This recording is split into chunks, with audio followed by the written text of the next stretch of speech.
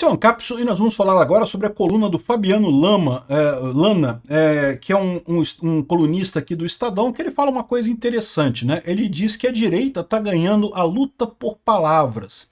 E eu vou tentar mostrar para vocês aqui, eu vou fazer uma contratese dele aqui, eu vou tentar explicar para vocês que não, na verdade, o problema da esquerda não são só as palavras, o problema são as ideias. A esquerda se tornou o establishment, né? E nós somos o anti-establishment. Ele está dizendo aqui, está criticando o fato de que anistia, liberdade de expressão e censura, essas palavras que já foram uma vez, né? A esquerda sempre lutou pela liberdade de expressão, sempre lutou por anistia no Brasil, e agora é a direita que controla isso, né? Vamos entender esse caso aqui, porque ele tá com um erro clássico de achar que o problema é a palavra. Não, o problema é a ideia. E a ideia está entranhada na esquerda, a ideia errada realmente. Não tem como você pintar de forma diferente. Eu desafio o Fabiano Lana. Então diz aí qual palavra que você usaria para essa tentativa da esquerda de calar os brasileiros através da justiça. Não tem outra palavra, é censura mesmo. A esquerda encampou a censura. Essa notícia foi sugerida por Augusto e várias outras pessoas. Obrigado aí ao pessoal que sugeriu notícias lá no nosso site, no visãolibertaria.com. E obrigado a você que está assistindo o nosso vídeo. Se você gosta do nosso conteúdo, por favor, deixa o seu like, se inscreva aqui no canal, né? Olha só, a direita dá um baile na esquerda na guerra por palavras como anistia e liberdade, né? Então tem um vídeo dele aqui muito interessante, acho que tem no YouTube também esse vídeo do Estadão. É curioso, né? Acho que o pessoal tá me imitando, né? Tá vendo que o pessoal gosta de ouvir vídeos ao invés de simplesmente ler o texto, né? E estão imitando o estilo Ancapso aqui nos jornais, né? Eu fico muito orgulhoso com isso. Parabéns, vocês estão indo bem. Continuem assim, esse é o caminho mesmo. E copiar as coisas que dão certo, né? Tá muito bem. Uma guerra de palavras acontece na sociedade brasileira. Não acontece agora. Toda a disputa política sempre envolveu disputa por temas e palavras, mas muito mais do que isso, por ideias, né? Existem algumas palavras que são consideradas negativas, a esquerda sempre adorou colar nazismo e fascismo na direita, muito embora a esquerda seja essencialmente, né, a base do nazismo e do fascismo, já falei sobre isso várias vezes, eles acusam a direita de fascista, de nazista e não sei o que lá, fizeram pichação de suástica, que nunca aconteceu no Brasil, nunca teve esse negócio de pichar suástica no Brasil, mas na época da eleição apareceu um monte de suástica pintada, evidentemente por conta de gente da esquerda querendo fazer false flag, colar isso na direita, né? Mas felizmente o pessoal percebeu o truque, não tem, né? Isso não cola esse tipo de coisa. E o que ele está vendo, ele está dizendo aqui que sim, sempre teve essa briga por palavras, né?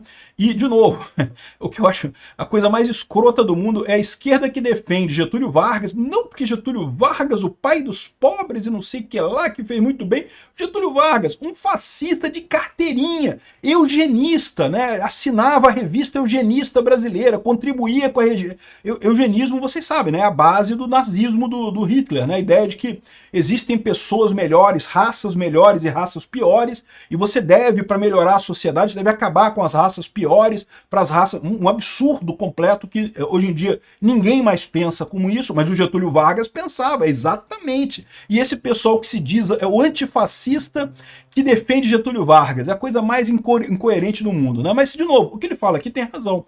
A esquerda adora colar palavras. Por quê? Porque colar palavras é uma coisa fácil. É o que eu falo para vocês.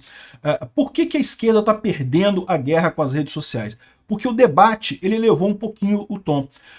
A esquerda está acostumada com a estratégia do debate enquanto ele era baseado em diálogos, em slogans fáceis, né? Não, morte aos ricos, eu não sei o que lá. Não, você acha que o rico tem que ganhar menos para você ganhar mais? Sim, eu acho, pô. Né? Eu tô ganhando pouco, eu quero que o rico se foda. Né? Ainda tem inveja da pessoa ainda que para estar isso daí, né? Mas a verdade é que com a discussão na internet, o nível de argumentação subiu um pouquinho.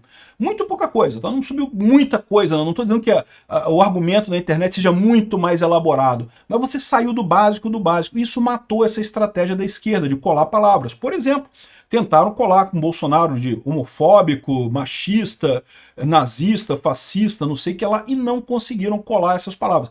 Não me entenda mal, entre a esquerda colou muito, mas entre a população de forma geral, entre o pessoal que está antenado no que está acontecendo, não colou, né? E lógico, não teria por que colar. E aí o que ele coloca aqui na coluna dele é que a direita estaria ganhando essa guerra. Por quê? Porque a direita incorporou palavras como... Aqui, ó, um exemplo é a palavra anistia. Foi um termo-chave da volta da democracia brasileira nos anos 70. Representava o retorno do exílio de gente como Leonel Brizola, Betinho, Irmão de Enfio, e a música O Bêbado e o Equilibrista, e não sei o que lá. Hoje é o termo de liberdade, que pede liberdade imediata dos vândalos do dia 8 de janeiro, que depredaram. Não só isso, mas a volta do exílio também, das pessoas que estão lá, do Alan dos Santos, do Oswaldo Eustáquio, de vários jornalistas que estão no exterior e coisa e tal.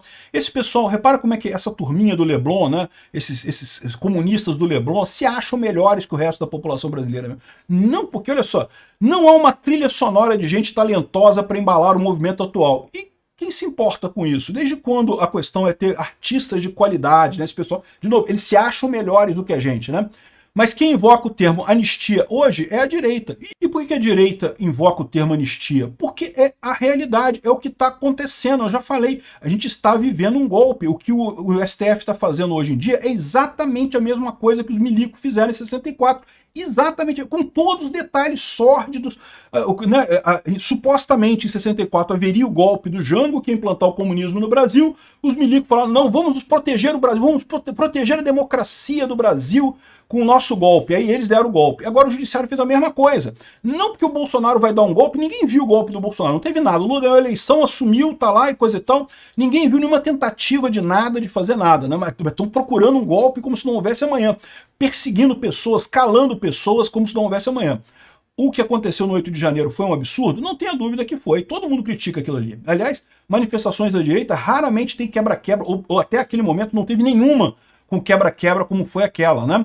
Então, foi um absurdo aquilo ali, sob qualquer ponto de vista. Mas, de novo, é exatamente um protesto que deu errado. Se tivesse policiais suficientes na região, não teria acontecido nada. Como tivesse policiais suficientes, o plano escudo ativado, como teve em todas as manifestações lá em Brasília, não teria acontecido nada, né?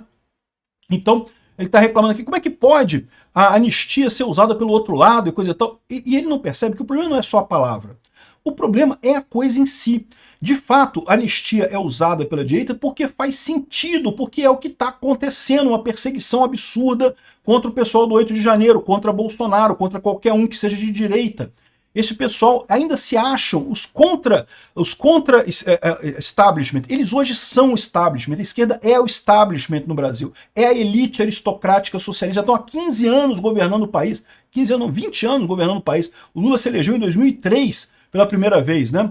Aqui, ó, outro exemplo, a palavra censura é uma marca negativa de regime autoritário. Havia militantes que censuravam letras de música, como Chico Buarque, Caetano Veloso e tantos outros, por temas morais e políticos, censuravam capítulos de novela. Pois é, exatamente o que está acontecendo agora. E pelo mesmo motivo, senhor Lana, eles censuravam naquela época, por quê? Porque o governo militar era um governo fraco, um governo que não tinha apoio da população, até teve no início, como o governo Lula também teve no início o apoio de muita gente. Mas depois, rapidamente, começou a fazer água, começou a ser cada vez mais autoritário contra a oposição, lá em 64 contra os comunistas, agora contra o pessoal da direita, e aí a crítica incomoda o governo fica incomodado com aquilo, ninguém gosta de crítica, gostar de crítica ninguém gosta.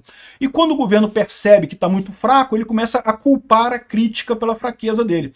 Veja, o pessoal do STF é odiado, não é por causa da liberdade de expressão, é porque eles estão fazendo merda mesmo. O pessoal do Lula é odiado, não é porque as pessoas têm a liberdade de odiar o Lula na internet, não, é porque o Lula está fazendo merda. Então a liberdade de expressão, ela reforça esse problema. Só que para o ditador em questão, para a coligação PT-STF que está governando, a junta judiciária PT-STF que está governando o país nesse momento, a crítica é ruim, não pode, tem que calar essas pessoas, né? É exatamente o mesmo que os milicos falaram em 64, tem que calar esse pessoal, né?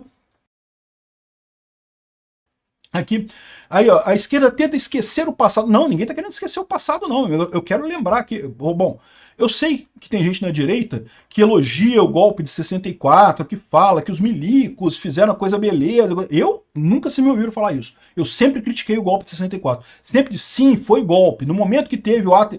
Você pode até argumentar que não foi no dia 31 de março o golpe, porque, em tese, o Jango fugiu, então o Congresso assumiu o controle, tudo isso estava de acordo com a Constituição, então até aí não foi golpe. Mas foi no dia 6 de abril, se não me engano, que teve a edição do ato institucional número 1, que é uma coisa que não tinha previsão constitucional, é uma coisa que mudava um monte de coisa, perseguia juízes, perseguia deputados e coisa. Aí foi o golpe, ali foi o golpe. No dia 6 de abril ou 7 de abril, eu não lembro a data exata não, depois dá uma procurada aí no Google aí. Ali foi o golpe em 64, né? Agora, eu nunca defendi esse tipo de coisa. Eu acho que foi ruim o golpe de 64. Ah, mas os comunistas teriam tomado conta do Brasil. Eu não acredito que eles tivessem conseguido. Comunistas, tinha gente que queria golpe no Brasil, haviam comunistas que queriam uma revolução comunista no Brasil em 64? Sim. Assim como haviam pessoas que queriam que o Bolsonaro desse um golpe em 2022, eu tenho certeza que tinha um monte de gente que queria que o Bolsonaro desse um golpe em 2022. Teriam força para dar um golpe? Não, não teriam. Os comunistas também não teriam força para dar um golpe em 64. Então, no final das contas, foi absurdo tanto a ditadura de 64 quanto a ditadura do Alexandre de Moraes, agora a ditadura de 2022, né? Aqui, ó. E aí ele fala assim, não, e curiosamente, aí o Lula elogia o governo chinês, a Janja elogiou e não sei o que lá, e aí acaba ficando, né, acaba entregando a liberdade de expressão para a direita no Brasil. Meu amigo, o senhor Lana, é muito mais do que liberdade de expressão, é a ideia em si. De fato, não tem como descrever com outras palavras. O Lula tentou, tá? O Lula bem que falou que não, que o correto é você estabelecer uma narrativa correta e não sei o que lá. Mas estabelece uma narrativa aí para você dizer que 213 milhões de brasileiros são pequenos tiranos que não podem ter direito à liberdade de expressão, não podem falar o que eles querem, não pode isso, não sei o que lá. Diz aí, chama de alguma outra coisa que não seja censura. Me fala o que seria isso daí. Não tem como dar narrativa nenhuma. É censura o que o PT, STF estão fazendo com o Brasil, com o brasileiro.